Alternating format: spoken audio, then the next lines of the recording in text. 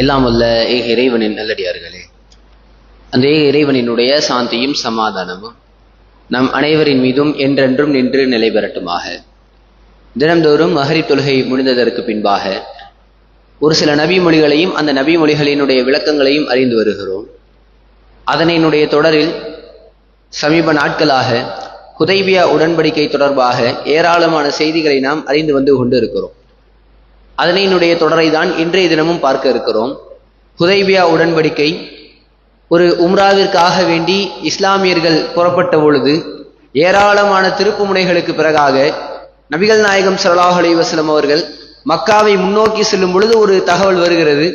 Khalid இப்னு Walid ரலியல்லாஹு அன்ஹு அவர்கள் குறைஷியர்களினுடைய படையோடு, குதிரை படையோடு நம்மை தாக்குவதற்காக கமீம் என்கின்ற இடத்தில் அங்கு தங்கிக் கொண்டிருக்கிறார் என்கின்ற செய்தி கேள்விப்படுகிறார்கள்.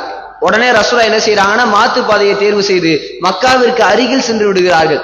ஆனால் மக்காவிற்கு அருகில் செல்லும் பொழுது நபிகள் நாயகம் ஸல்லல்லாஹு அலைஹி வஸல்லம் அவர்களினுடைய ஒட்டகம் முன்னேறி செல்வதற்கு மறுத்து விடுகிறது. ஒரே இடத்துல நின்று மக்கள் எவ்வளவோ எழுப்பி பார்க்கிறாங்க, ரசூலாவும் தட்டி எழுப்பி பார்க்கிறாங்க. ஒட்டகம் மண்டியிட்டு அமர்ந்தவாறே இருக்கிறது, எந்திரிக்கவே இல்லை.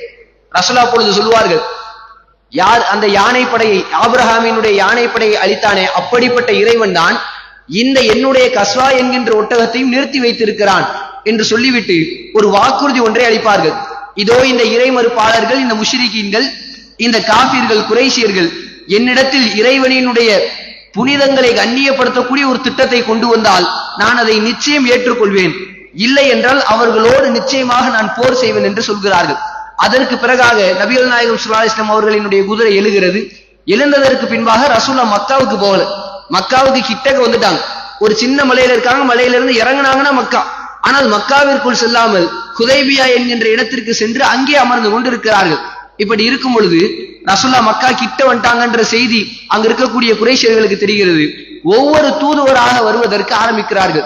குறைஷியர்கள் பக்கத்தில் இருந்தும் சுற்றி இருக்கக்கூடிய ஏராளமான மக்கள் ரசூலாவிடத்தில் தூதராக வந்துவிட்டு ரசூலாட்ட இருந்து கேட்கக்கூடிய செய்தியை மீண்டும் மக்கத்து குறைஷியர்களிடத்தில் கொண்டு செல்கிறார்கள். இப்படி தொடர்ச்சியாக ஒவ்வொரு தூதராக வருகிறார்கள். அப்படி முதலாக வந்த தூதுவர் யார்னா புதைல் பின் வரக்கா என்று சொல்லக்கூடிய ஒரு மனிதர்.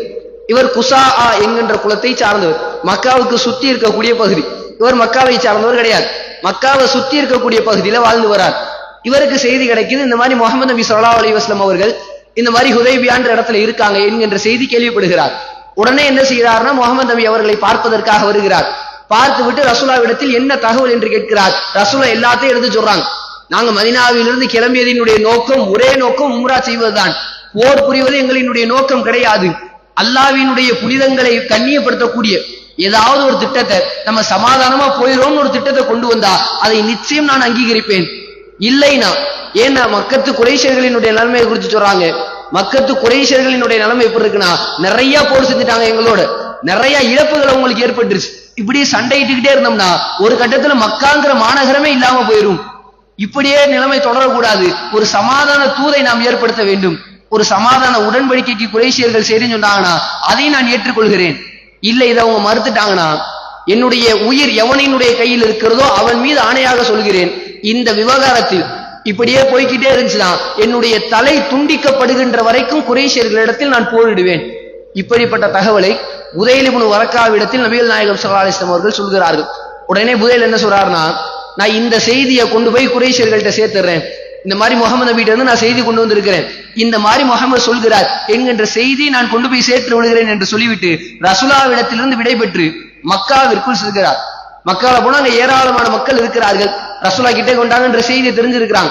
புதைல் வந்துட்டு அவங்கள்ட்ட கேட்கிறாங்க, நான் இந்த மாதிரி முகமது நபியை சந்திச்சுட்டு வரேன், அவர் ஒரு சில தகவல்லாம் சொல்லி இருக்கிறார், நீங்க அனுமதி கொடுத்தீங்கன்னா, நீங்க விரும்புனீங்கன்னா அந்த தகவல்லாம் நான் உங்கள்ட்ட சொல்றேன் அப்படின்னு கேட்கிறார். மக்கள்ல இருக்கக்கூடிய அறிவியலிகள், அறிவு இல்லாத மக்கள் என்ன சொல்றாங்கன்னா, முகமதை பத்தி எல்லாம் எந்த செய்தி நீங்க சொல்ல வேணாம், அதெல்லாம் நீங்க உங்களோட வச்சுக்கோங்க, அவரை பத்தி செய்தி கேள்விப்படுறக்கே நாங்க விரும்பல அப்படின்னு அறிவில்லாத மக்கள் எல்லாம் சொல்றாங்க. ஒரு சில மக்கள் என்ன சொல்றாங்கன்னா, சரி முகமது என்னதான் சொல்றாரு நீ கேட்போமே, அவர்கிட்ட இருந்து என்ன செய்தியை கொண்டு வந்திருக்கீங்க சொல்லுங்க, பயன்படுதான் பார்ப்போம் என்று கேட்கிறார்கள். உடனே ரசூலுல்லாஹி ஸல்லல்லாஹு அலைஹி வஸல்லம் அவர்கள் சொன்ன எல்லா தகவலையும் புதைல் இப்னு வரக்கா மக்கத்து வாசிகள் இடத்தில் சொல்கிறார். கேட்ட உடனேயே அங்க இருக்கக்கூடிய அறிவார்ந்தவர்கள் தெரிஞ்சிருச்சு, இது ஒரு நல்ல ஒரு செய்தி. நபிகள் நாயகம் ஸல்லல்லாஹு அலைஹி வஸல்லம் அவர்கள் நாடுவது நல்ல ஒரு நலனை நாடுகிறார்கள்.